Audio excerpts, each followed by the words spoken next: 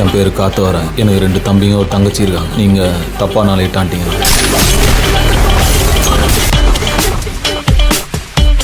He is smarter than I thought. எங்க போயிடுவான் புரிஞ்சுக்கலாம். இந்த மாதிரி ஆளுங்களை தொடக்கூடாது. தொட்டா கன்ஃபார்மா முடிச்சிடணும்.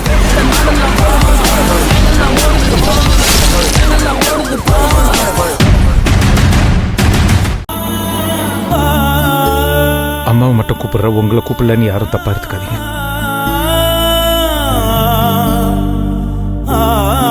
அம்மாவை மீறி எப்படியும் உங்களை கூப்பிட முடியாதுன்னு எனக்கு நல்லாவே தெரியும்.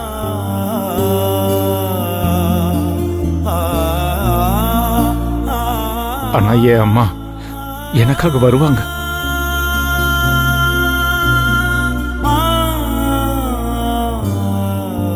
அவங்க வரும்போது நீங்க எல்லாரும் கூட வாங்க. நாங்க போறோம்.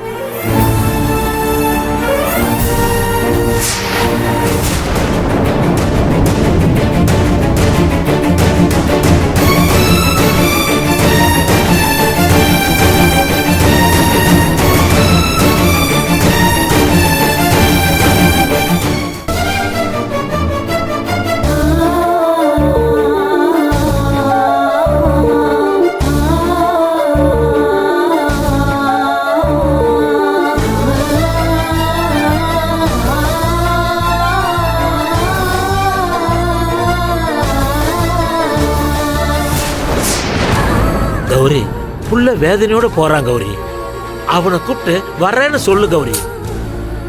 அவனை கூப்பிட்டு நம்பிக்கையோட வரேன்னு சொல்லு கௌரி. அப்பா கொஞ்சம் வாயை மூடிட்டு சும்மா இருக்கீங்களா? உள்ள போங்க, உள்ள போங்கன்னு சொல்றேன்ல.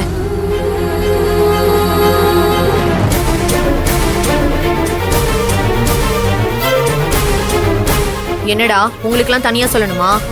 போங்க உள்ள போங்க.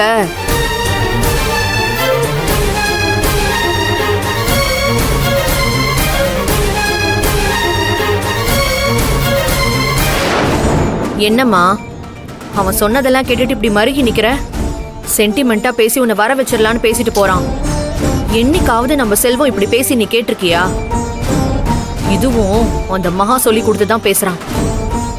உடனே இதுக்கெல்லாம் நீ மயங்கிறாத. ஏய், நான் எதுக்கு நீ மயங்க போறேன்? அவன் என்ன வேணாலும் பேசிட்டு போறான். அவனாச்சு, அவன் பொண்டாட்டியாச்சு, எனக்கு என்ன வந்துச்சு?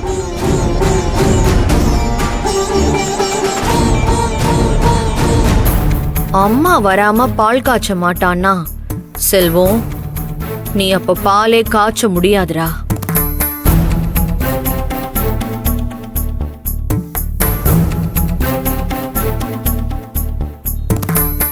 ஏங்க, இவ்ளோ நம்பிக்கையா பேசிட்டு வந்திருக்கீங்களே, அத்தை வருவாங்கன்னு உங்களுக்கு தோணுதா? வருவாங்க. ஏன் இல்ல எல்லாருமா சேர்ந்து அவங்கள ஏமாத்திட்டாங்கன்னு மனசளவுல ரொம்ப கஷ்டப்படுறாங்க.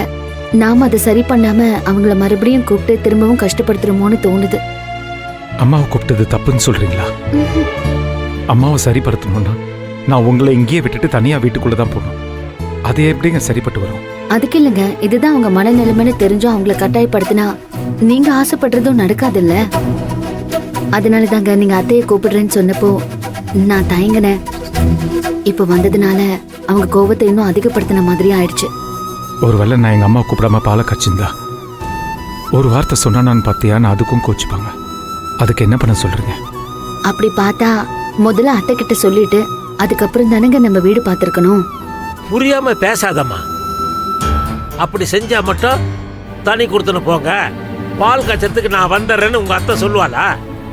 அவ மனசுல ஒரு விஷயம் ஆழமா பதிஞ்சிச்சு. அதை என்ன சொல்லியோ நம்மளால மாத்த முடியாது. அவளா மாறினாதாமா உண்டு. அப்பா, அம்மா எப்பப்பா மாற போறாங்க? அத்தை வீட்லயும் இருக்கக்கூடாது, இங்கேயும் இருக்கக்கூடாதுன்னு அப்புறம் நாங்க வேற எங்கப்பா போறது? நான் வேற என்னதான் பண்றது? உங்க அம்மாவை பால் காய்ச்ச கூப்பிட்டா பத்தியா, அதுதான் தப்பு. முன்ன போனா இடிக்கும், பின்ன வந்தா உதைக்கும். இதுதான் உங்க அம்மாவுடைய கதை.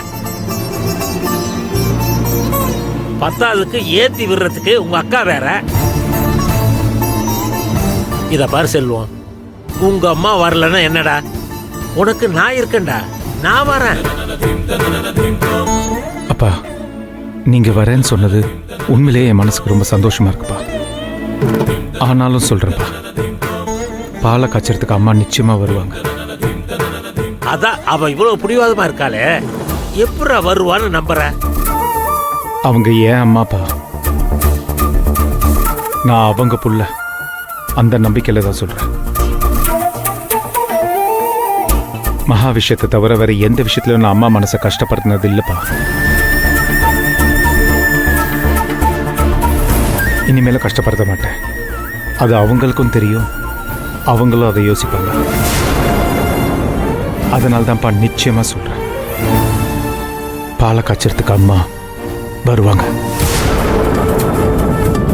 வாங்க மகா. கண்டிப்பா நீங்க வந்துருங்க மாமா.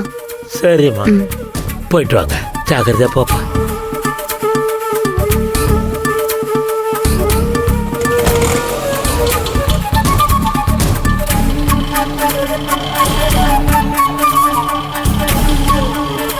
சேராத காடை வச்சு ரெம்மி சேரும் நம்புறான். என்னத்த சொல்றது?